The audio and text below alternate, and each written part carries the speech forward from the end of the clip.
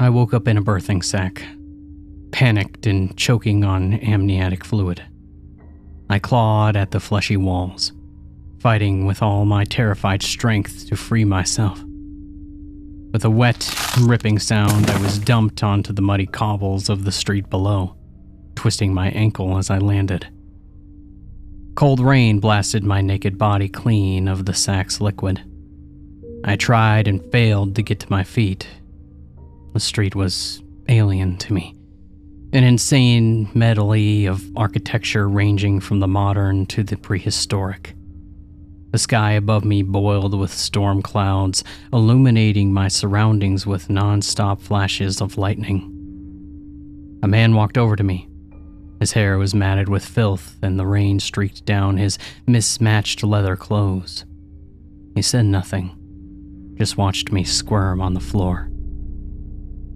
"Please," I gasped, "help me."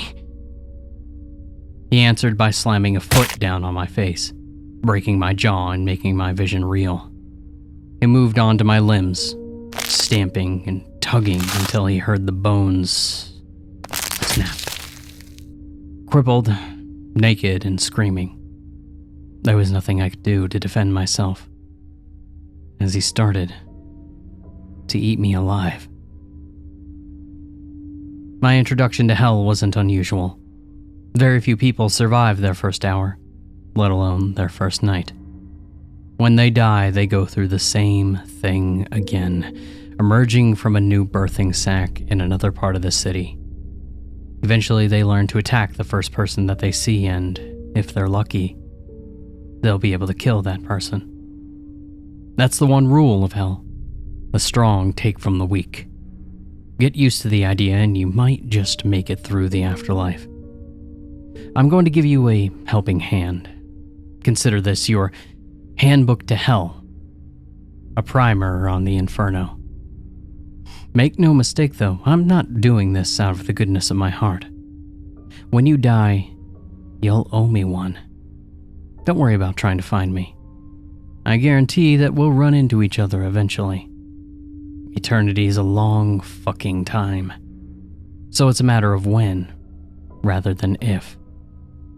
Do as I tell you, and you'll have a better chance than most of avoiding my own nasty introduction to the pit. Welcome to hell. Some people swear they saw a light at the end of the tunnel when they died. To my mind, those people either hallucinated or they're lying. Most of us just wake up in a birthing sack a few minutes after death. The buildings of hell are covered in things. Horrible, yellow-brown pimples growing out of the brick.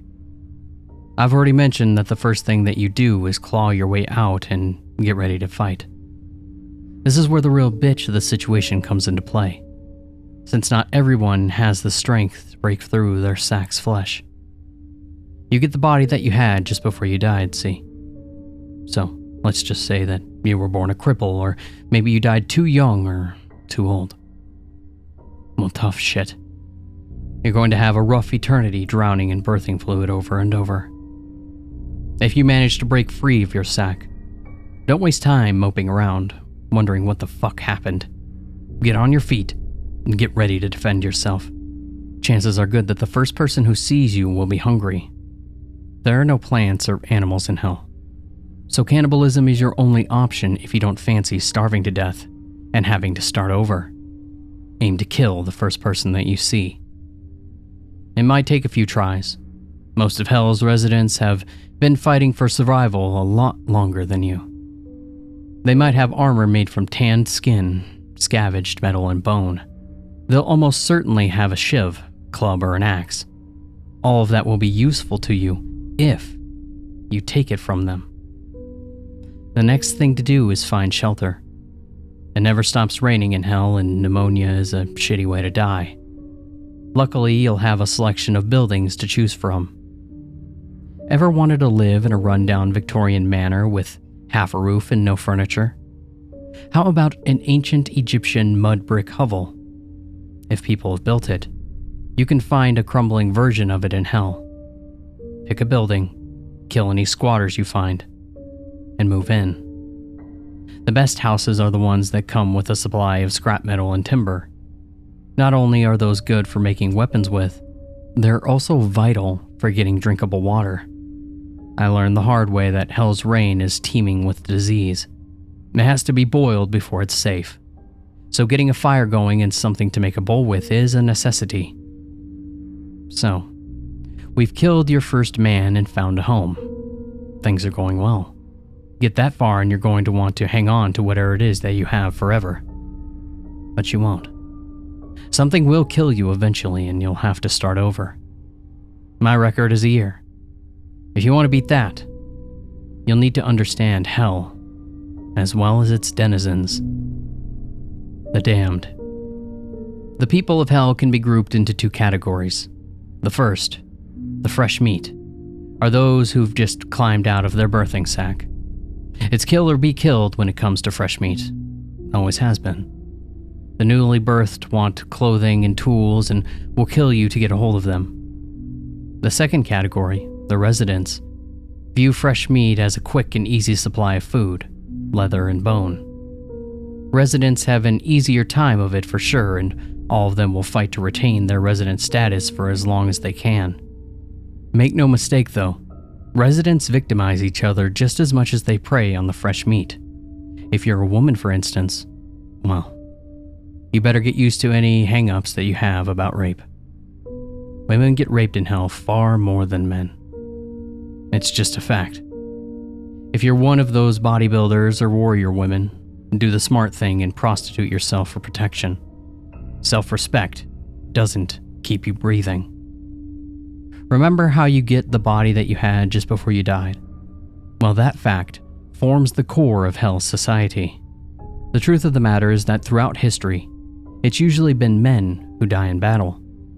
That means in hell, there are a lot of men with young, strong, fit bodies for war. Don't like it? Tough. Those are the guys who call the shots. If you can't fight them, you better do as they say. If you live long enough to fight well enough, you might get invited into one of the resident tribes. These are groups of people who have banded together for the sake of safety in numbers. Believe me, being part of a group makes things a lot easier in hell.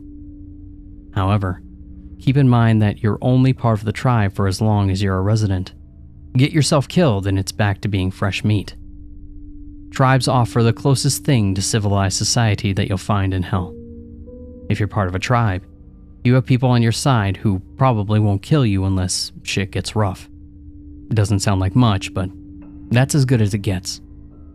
My own survival record was thanks to getting into a tribe. Life was good for a while there. We had about 50 soldiers and plenty of girls to fuck.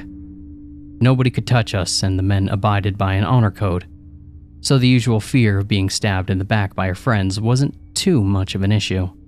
I could have spent my eternity in reasonable comfort, but hell has many ways of fucking over a good thing. Human flesh and boiled rainwater doesn't exactly make for a balanced diet, and sooner or later, even the strongest residents die of malnutrition. I did well to last a year on it, though the last few months were agony. If I believed in God, I'd swear he designed hell in such a way that nobody stays on top of the food chain for very long. The city and the wasteland. Most of the damned live in Dis, the city of hell. That's where all the fresh meat is born, and consider the size of the place coupled with the short life expectancy. A lot of people will spend eternity without ever having set foot outside of Dis. Take my advice. Do not leave the city. Things are rough on the streets, and that's true. But trust me when I say it gets a whole lot worse if you try to leave. Dis is surrounded by a wasteland called Gehenna. At first glance, it doesn't look like much, just an empty expanse of gray stretching out into infinity. Sometimes the damned lose that fire in their belly, the will to survive, and set off wandering into Gehenna. Most of them never come back. I made the walk myself once, a long time ago. I don't care how hard you think you are. Spend enough time in hell and it starts to break you down. I'm not going to sit here and tell you that I'm a good person for whoever deserves this. I'm not going to sit here and tell you that I'm a good person who never deserved this. Nobody can say that and not be a liar. I'm not evil, though. Or rather, I wasn't. Not until I got to hell.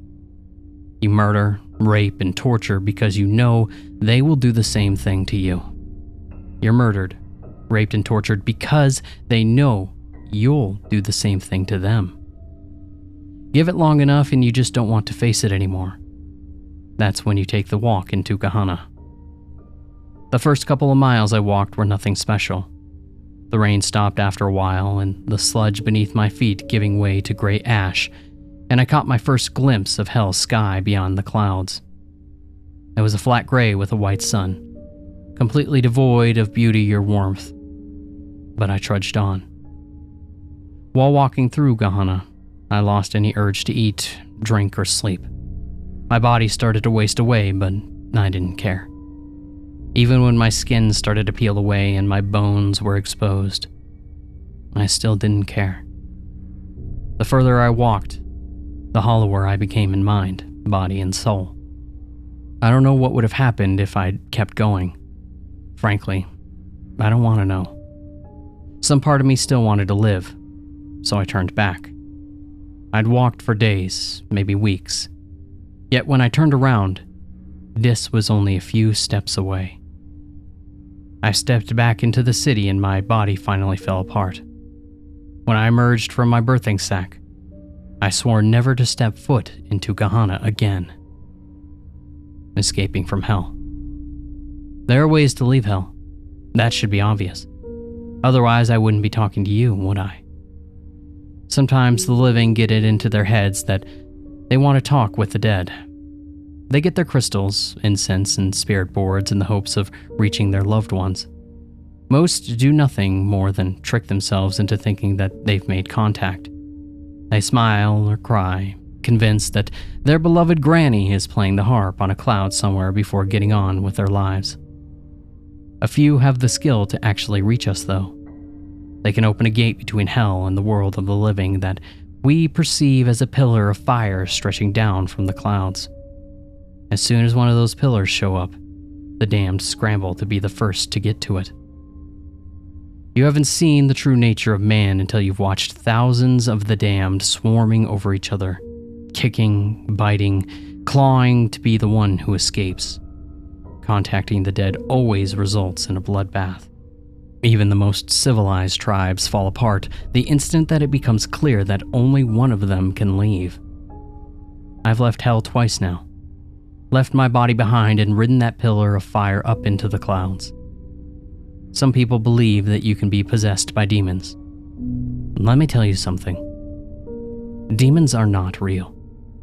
What the living sees as demonic possession is just one of the damned testing out their new body. Let's face it. If you fought your way through hell to get back to the world of the living, you're not going to be on your best behavior for very long. Sooner or later, we take things too far. Our host dies or their family cave and recruit an exorcist. Then we're fresh out of the birthing sack and on the streets again. I'm going to go on now. When you get to hell, remember my advice, and that you owe me one. Maybe one day we can form a tribe. Someday. For the time being, though, I want to see what my new body can do. By now, you should have a good idea of what you can expect from hell. You know to kill the first person you see when you fight your way out of the birthing sack. You know to find clothing and tools and shelter. You know that no matter what you will do, how well you do, someday it's back to being the fresh meat. Dis is the biggest city you can imagine. Tribes fight and die for territory, and taking a wrong turn is a fucking death sentence. You'll get a feel for where you should be going and shouldn't go eventually. Develop the kind of street smarts you need to stay a resident for more than a day. Even so, there are places in Dis that you should know about. Let's do a little sightseeing tour of hell. Maybe the advance warning will do some good for you. Skin Street. Allow me to tell you about the first time that I saw Skin Street. I dropped out of my birthing sack onto the road, stood straight back up and got myself ready to fight. But nobody was there. Not one single person was out on the street that stretched for miles in either direction. I relaxed a little and took a look around. Most of the streets in Dis are a labyrinth network of buildings. You spend most of your stay in hell paranoid that, just around the next corner, there's someone ready to beat you down. Skin Street isn't like that.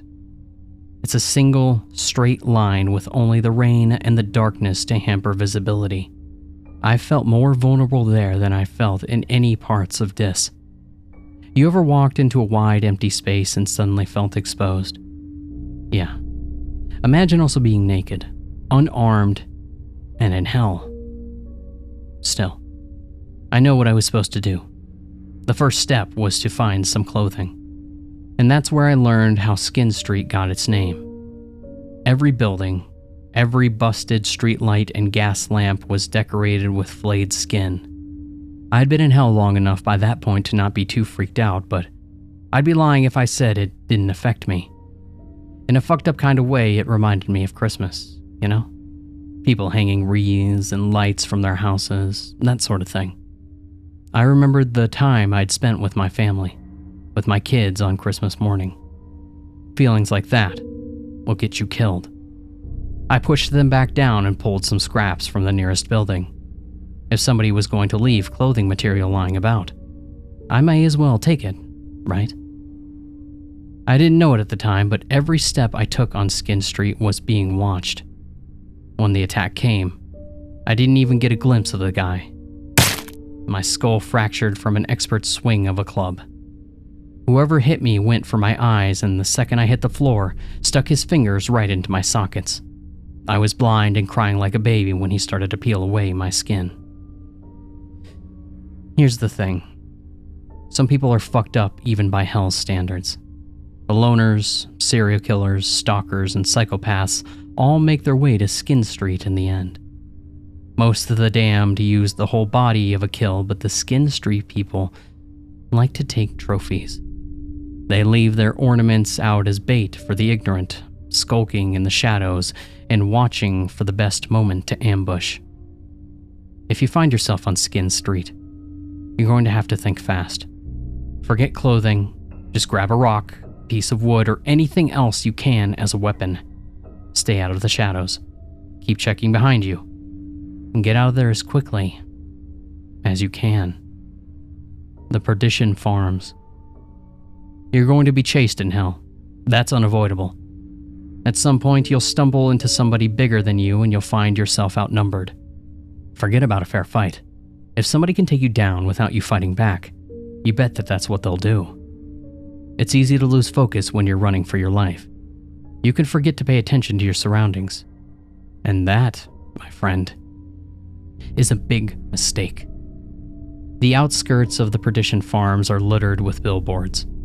They promise free food and safety to anybody fucking stupid enough to believe them. The tribes that fight over that particular territory like to herd people off the streets and into the industrial complex they call home. The good news is that those tribes will not kill you. The bad news is that they're big fans of taking people alive. They've got a project, you see. Been working on it for as long as I can remember. I couldn't tell you who originally decided that hell should have organized food production, only that the idea stuck, and that over the years, countless tribes have taken it upon themselves to try and make that dream a reality. Get yourself captured by them, and you can look forward to a bit of slave labor. For the most part, the Perdition Farm tribes try to make use of the birthing pods as a resource of food. They force their slaves to harvest them from the walls, grind them up into industrial vats, mix them with blood, body parts, rainwater, and anything else that they can conceivably make a broth. The life of a slave is short, brutal, and disgusting. Particularly when those slaves are then used as guinea pigs for the latest concoction. You see, amniotic fluid can be drunk if you're desperate. though drinking too much is guaranteed to make you empty your stomach from every available orifice. The flesh of the sacks is a different matter, though. I couldn't tell you exactly what the birthing sacks are. Some people say that they're actual flesh, while others swear that they're more like a fungus. What I do know is that they repair themselves over time. Eat some of their flesh, and over the next few days, you'll grow a new birthing sac inside of you. It's a small mercy that you won't live long enough to see it break through your skin. You'll be dead shortly after your stomach bursts. If you're lucky, your days as a slave will end when the tribe decides that they want some real meat. They're not stupid enough to test their broth themselves, not when there's a shortage of slaves in hell. Look, I can't force you to stay out of the perdition farms. I can only offer advice. In my opinion, if you think that you are being herded there, it's better to take whatever's to hand and cut your own throat. I'd take fresh meat status 100 times before spending another day on the farms. The boneyard. So maybe you're thinking to yourself, hey, I'm a kind of nut job who'd join a cult. Is there anything in hell for me? That sounds like you. The boneyard has you covered. You see, there's a certain kind of religious fanatic who really does belong in hell. I'm not talking about the old dears who bake cakes to raise money for the new church roof here. I'm talking about the guys who went to war because God commanded it, who burned women for supposedly consorting with demons, and who saw nothing wrong with fucking the odd kid. When those people get to hell, they're too thick-headed to make sense of what happened. Why face reality when you can pretend it's all just a test of faith? They'll find like-minded folk in the boneyard. I'm told at one point the boneyard was a cathedral surrounded by a cemetery that stretched from horizon to horizon. Maybe that's true. I don't know. These days, it's a shanty town of temples and churches built from materials scavenged from the streets. Everywhere you look, you'll find wild-eyed zealots preaching their own twisted version of redemption and gangs of masked men on the prowl for fresh converts. Mortification of the flesh is the main pastime in the boneyard. If you listen to the cacophony of sermons, you'll be informed on how the flesh is wicked and must be purged of sin. How lucky we are to be given such a holy duty. How fortunate to be given the opportunity to redeem ourselves before God. The people of the boneyard have had a long time and plenty of fucking practice when it comes to mastering torture and degradation. Now, I'm not a good person. I've killed, raped, and cannibalized, but I can honestly tell you I'd never been able to dream up some of the shit that goes on in the boneyard. I wandered in there by accident once, and I've never been able to get what I saw out of my brain. I watched a woman, naked and bound, forced onto her knees and violated with iron rods. A preacher sewed his own eyes and lips shut in front of the crowd before sawing off his manhood with a piece of slate. A boy, maybe 14, was publicly crucified, and a girl was drowned in shit. An older man had sharpened flint pushed under his fingernails. I couldn't list off 100 other atrocities done in the name of redemption. Stay away from the boneyard. The people there decide that hell just isn't hellish enough for their liking. Forget about redemption. Forget about God. The only way out of hell is by riding a pillar of fire and taking over a living body. Focus on that if you want to escape. The damned can't offer you salvation. The damned only offer pain.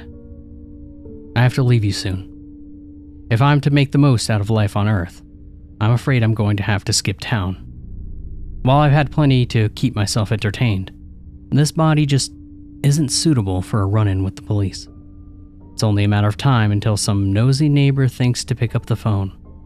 With the humidity over the last few days, Mummy and Daddy are already pretty ripe. Here's something you have to understand. Hell is a big place. I've given you fair warning about a few of the locations I myself have run into and that we'll have to do. Even if I wrote a library's worth of novels solely dedicated to mapping out the distinct locations within Dis, I still couldn't tell you everything about the city. What I can do is give you a bit of information about some of the damned.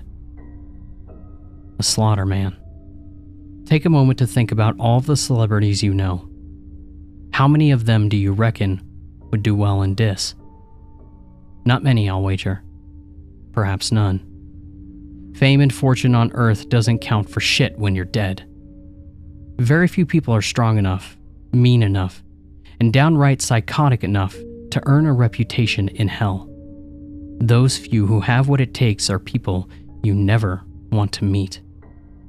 The Slaughter Man is one of hell's legends. A huge, bearded man with filed teeth, bloodshot eyes, and foam on his lips. Rumor has it that the day that he first emerged from a birthing sack, he was unlucky enough to land on the feet of a slaver tribe. Well, those tribesmen chuckled to themselves and readied their clubs and whips, all too happy to take some fresh meat captive, outnumbered 12 to 1, naked and unarmed and brand new to hell. Most people wouldn't stand a chance. If you believe the stories, the Slaughter Man shrugged off the clubs battering against him and the whips cutting into his flesh as though they were just insect bites. He picked up the first slaver, put his hand into the man's mouth, and pulled his jaw right off of his skull. He moved on to another, and then another, tearing them apart with his bare hands until the survivors turned and fled. Nobody knows for sure who he was in life. I've heard theories, though, and the most popular one being that he was a berserker of Stamford Bridge. Supposedly, a single Viking held up the English army single-handed. It didn't matter that he could never win, that he was outnumbered, that his enemies had better weapons and armor. He stood on the bridge and he fought. By the time that he was brought down, he'd killed no less than 40 men. I don't know how true any of this is. I've never seen the Slaughter Man for myself, and I don't fucking want to. What I can tell you for sure is that people don't become legendary in hell without good reason. I'd guess that the only one who knows the truth is the Slaughter Man himself, and he isn't saying anything. Since the day he arrived in hell, he's only spoken once. The fleeing slavers heard it as the Slaughter Man tore their tribe apart. Naked, bloody, and surrounded by corpses, the Slaughter Man looked up to the storm-wracked sky and bellowed a single word.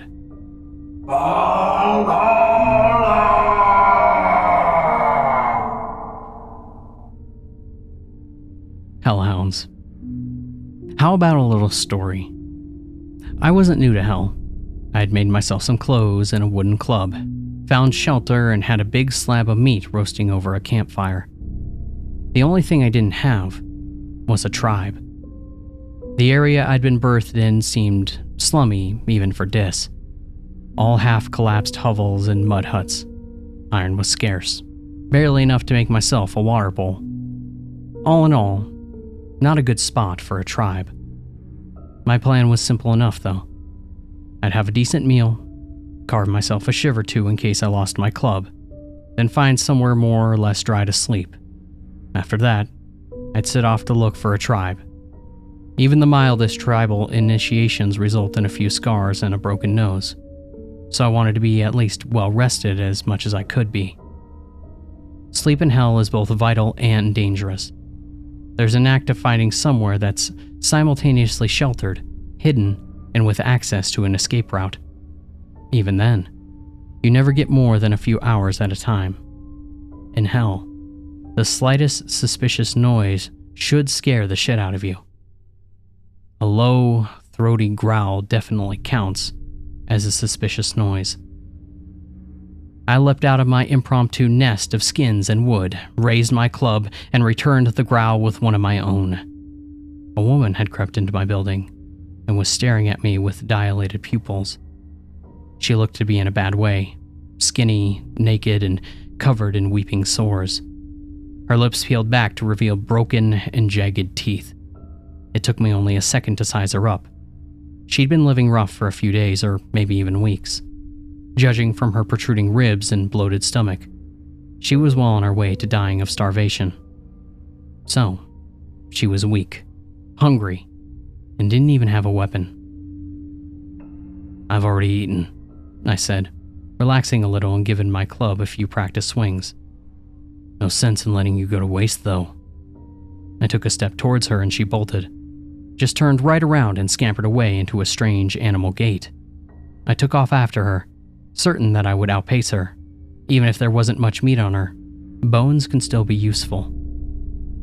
I chased her through a few streets, struggling to keep my footing on the muddy ground.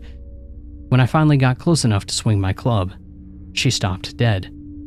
The suddenness of it caught me off guard and I tripped over her, losing my club as I fell.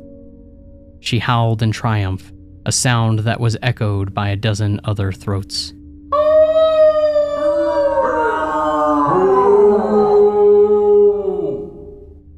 That day, I learned two things about the Hellhounds. Those people who lose their minds and become little more than beasts after enduring centuries in hell.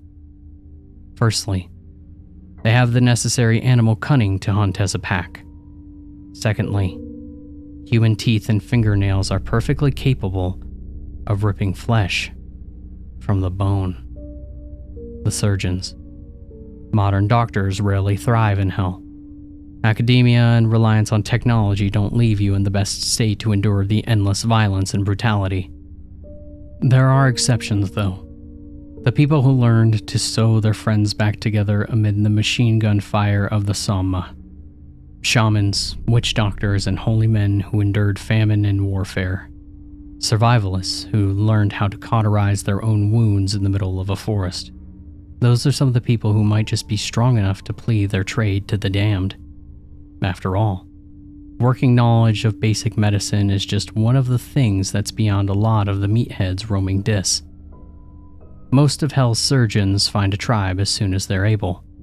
Their tools might be crude, but they soon learn how to make do. Flint, slate, and shards of glass serve as their scalpels. They make thread from human hair and needles from slivers of iron. Whenever a member of the tribe has an infected sore, a surgeon will be the one to drain the pus. A tribal surgeon could well save your life, but they'll do it without any anesthetic. Then there are the freelance surgeons, the people who try to go it alone. They make themselves a uniform, the theory being that the damned will recognize them if they all look alike. It doesn't really work, but you can't expect much logic from people who've lost count of how many times they've died. For one thing, fashions change over time. I'm told that freelancers wore headdresses and bone necklaces at one point. The current trend is to mimic Venetian plague doctors by donning a beaked mask and wearing a long coat of fire-blackened skin. Freelancers are rare. Very rare, in fact. You'll see thousands of the damned for every freelance surgeon you come across. When you do come across one, be fucking careful. Firstly, surgeons don't get a free pass in hell. The damned are more likely to attack a freelancer than they are to barter their tools, clothes, and slaves in exchange for his services. You also can't be certain that if the man in the bird mask and black coat is really a surgeon, or somebody who murdered a surgeon and took his clothes. Perhaps they made the outfit themselves in order to draw the weak and wounded close. Advertising doesn't always work as intended in Dis. If the freelancer turns out to be genuine, that doesn't give you an excuse to drop your guard. Freelance surgeons aren't usually the most stable people. Put it another way, freelancers are usually sadistic fucking psychopaths. Sure, they might stitch you back together and send you on your way. They might also decide it would be more interesting if they stitch you to someone else. They might think that paying an arm and a leg for their services should be taken literally. They might turn out to be some wannabe serial killer who's yet to find their way to Skin Street. For each freelancer trying to do a tough job in a tougher place, there are a dozen or so Mengels who want to try out their toys on somebody too injured to fight back. Stick with your tribe surgeon if you're lucky enough to have one. Failing that, learn to patch up your own wounds. Trust me, if you're able to read, you've already got the intellectual advantage over a lot of Hell's residents. Universal education is pretty recent. Freelancers aren't worth the risk. Cambions. I'll be honest with you here. I don't know if Cambions actually exist. What I'm going to tell you is something that somebody else told me. It's up to you to decide if that's true or not. Personally, I really fucking hope it isn't. People rape one another in Hell. It happens a lot. If you're not strong enough, it'll happen to you. The good news for the ladies out there is that damned men fire blanks. You'll almost never be impregnated. Now, I say almost never, because if you believe the stories, there's an incredibly slim chance that a couple of those little swimmers will be awake and looking for an egg. Just to put this into perspective, we're talking conjoined twins level of unlikeliness here, and that's just conception. The chances of a pregnant woman surviving the full 9 months in Hell are probably conjoined triplets level of unlikely. You're talking about the perfect storm of beating the odds here. But this is eternity. A monkey randomly smashing keys on a typewriter will eventually produce the complete works of Shakespeare if it goes on for an eternity. The results of that perfect storm, of those monkeys with the typewriters, is a Cambion.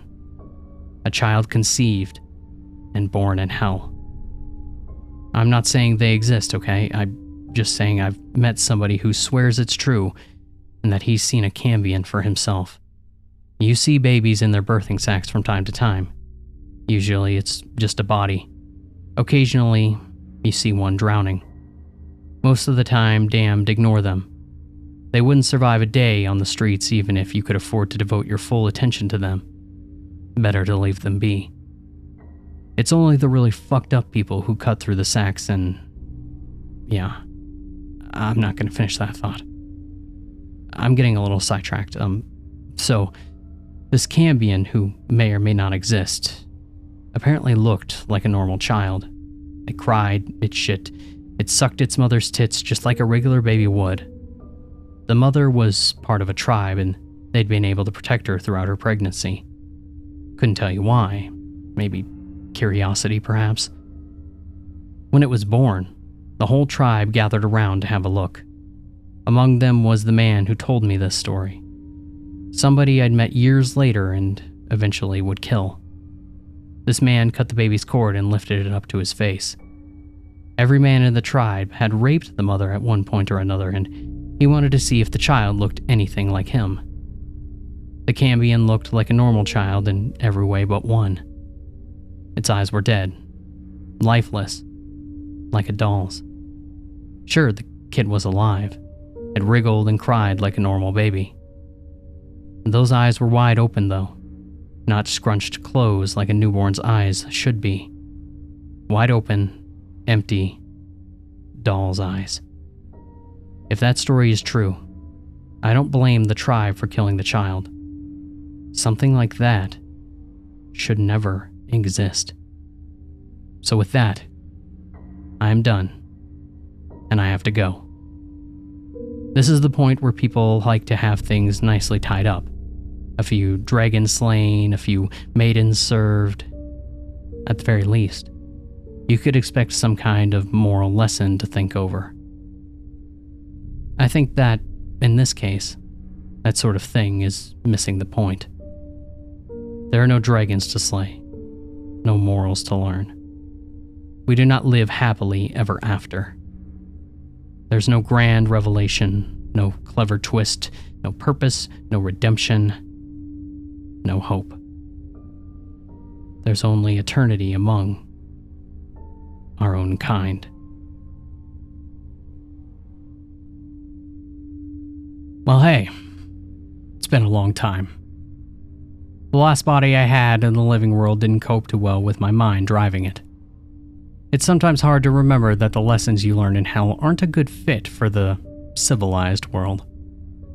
When murder is just a normal part of existence, you tend to keep doing it out of habit. The inevitable result is either death or exorcism, and a trip back to the city of Dis. Safe to say, I got a bit carried away the last time that I was here. After my last taste of freedom, I knew that I had to get back out of Dis. My existence ever since I squandered my last host has been utterly dedicated to finding my way back into a pillar of fire. I had to escape Dis. After what I've seen, I had to escape. This new body seems a little bit more durable than the last one. Now that I'm back, shall we take another trip to hell? Phlegethon Swamp. It rains in hell. It rains all the fucking time, and the waters have to go somewhere.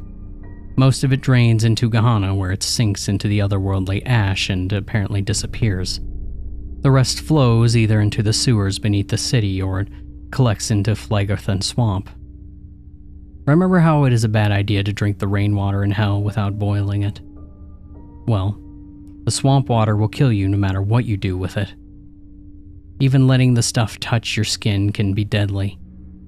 You see, the swamp isn't just filled with disease and rot. It's also brimming with chemical waste.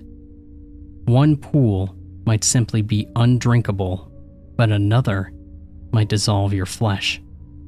If you're mad enough to travel to Phlegethon, or unlikely enough to be born there, your odds of survival are slim. Phlegethon's waters are inky black, and it's impossible to tell just how deep the pool is by looking. It could be an inch or it could be a mile. You never know whether or not your next footfall will plunge you into the cloying abyss. Worse still, there are places where the sewers gradually drain the water and create unseen vortices capable of dragging down even the strongest of the damned. To navigate the swamp, you're better off using the crumbled buildings as stepping stones.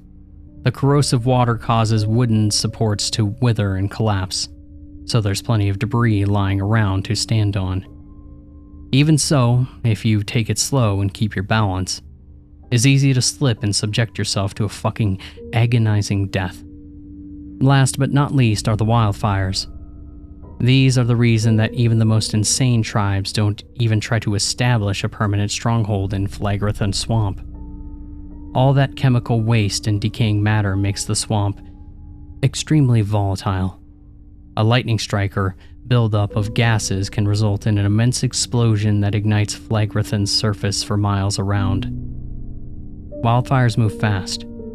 I guarantee that you won't outrun one. Cocytus. The first time that you see Cocytus, you could be forgiven for thinking you'd reached the very edge of Dis. The pit is dozens of miles wide and several times as deep. At some point in the dim and distant past, a fragile alliance of tribes put their slaves to work digging a quarry.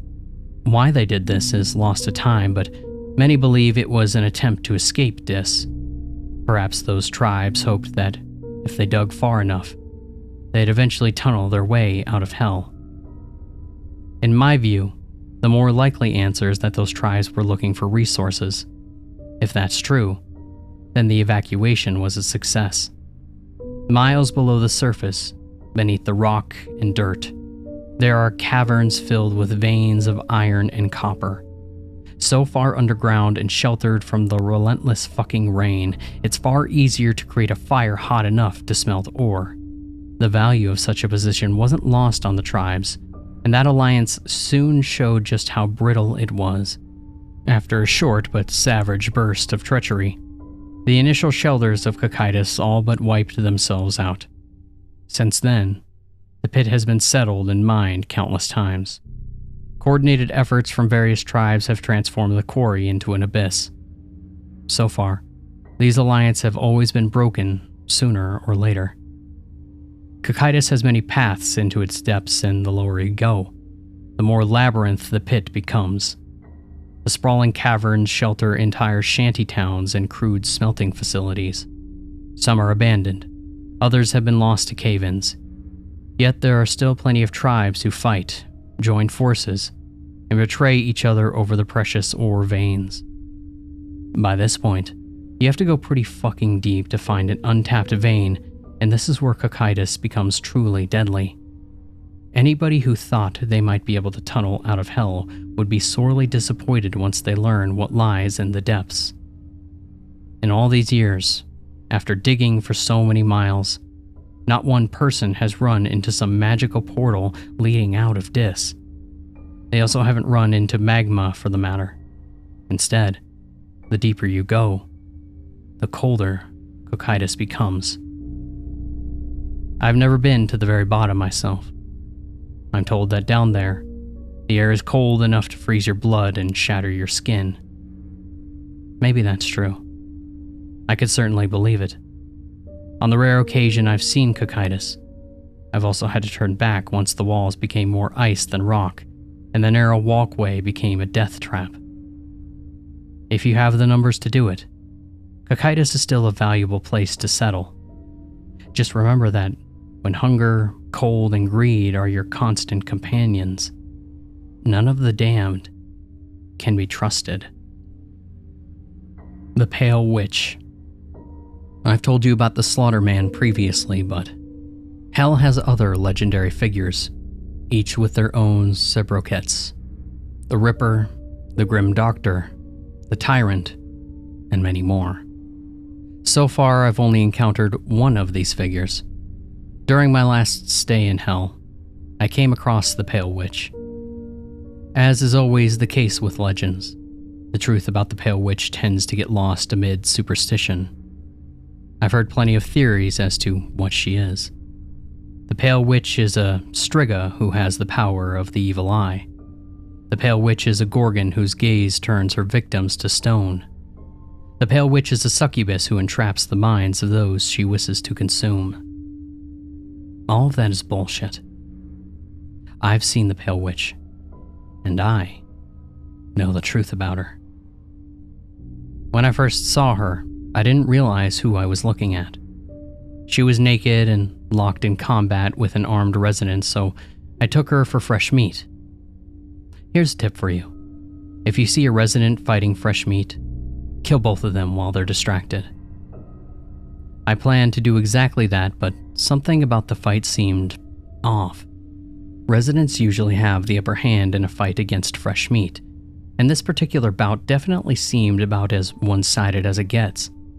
She was naked, whereas he was clad in leather and bone. She was unarmed, whereas he had a club. She was a wayfish, whereas he was huge. Despite him having the advantage, the resident was clearly terrified of her. The rules of hell dictated that he should have cracked her skull, taken her skin, and eaten her flesh, but that just wasn't happening. He was uncoordinated and apparently desperate to escape. Every swing he took was clumsy, and the blows he did manage to land on her didn't seem to have any effect. I could only stare at this naked, vulnerable woman that took the resident's club from his unresisted hand and swung it on his knee. I'm accustomed to the sound of bones breaking by now, but this time the noise caught me off guard. How the fuck was this happening? She brought the club down on the other knee, then his elbows, then his ankles, and then his shoulders. She left him broken and screaming on the floor. She could have finished him off with a blow to the head, stolen his clothes, and taken her rightful place as a resident. That's how hell works. These are the rules I've learned through bloody trial and error. That isn't what happened. Rather than kill him, she sat down beside him in the mud and took his hands in hers. I actually thought that she was going to console him. Instead, she started breaking his fingers, one by one. She snapped the fingers on both his hands with a calmness that made no sense to me. Torture is common in hell, but there's also a purpose behind it. The people in Skin Street do it out of sadism, and the people in the Boneyard do it for their insane purification rituals. This woman did it without emotion and without reason.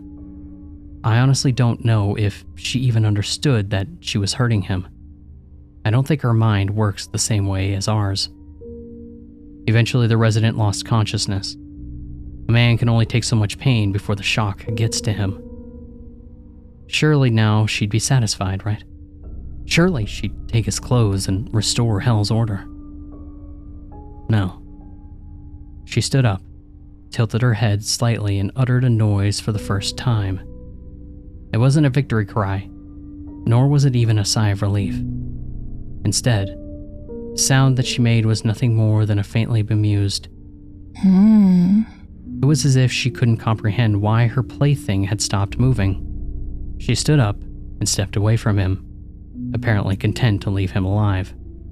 Unconscious and crippled on the ground, she kept his club but didn't take his clothing. The cold and the rain didn't seem to bother her. And then she looked at me. In that instant, I knew I was looking at the pale witch. I looked into her eyes and I couldn't fucking move.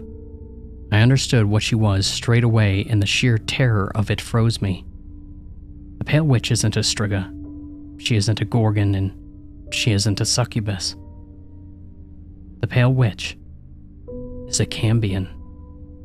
It's hard to put into words exactly how paralyzing the sight of a cambion is.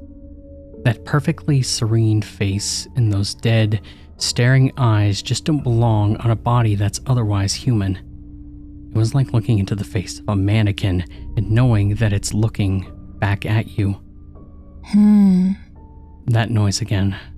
That kind of detached curiosity shouldn't exist in the world of predator and prey. Might makes right, survival of the fittest. Nobody in the city of Dis has any right to make that noise. She took an awkward step towards me and I saw that her right leg was broken. It seemed that her fight with the resident had injured her after all. She just didn't notice. She tried to walk normally, completely unaware that one of her legs had an extra joint. I don't care how tough you are, nobody should be able to put their full weight onto a broken leg without even wincing. She stepped closer, her zombie shuffle steadily closing the gap between us as I stared at her. She raised her club and my survival instincts finally kicked into gear. Her transfixing spell broke just enough for me to stumble backwards and avoid her swing. And I ran. I ran from a woman with a broken leg, and I'm not even ashamed of it. Looking back at my experience, there are some things I just can't comprehend. The pale witch is a cambion. I'm certain of it. She was born in hell, and hell is all she has ever known. She also looked to be about 30 years old. That just shouldn't be possible. No baby survives in Dis. Even if they had a tribe to protect them, there just isn't enough nourishment for an infant to grow into a toddler, let alone an adult. Pale Witch is a walking impossibility. Her existence is a defiance of all reason. I would endure every torture the people of Skin Street and the Boneyard could conceive of if it meant that I never ever had to look into her eyes again.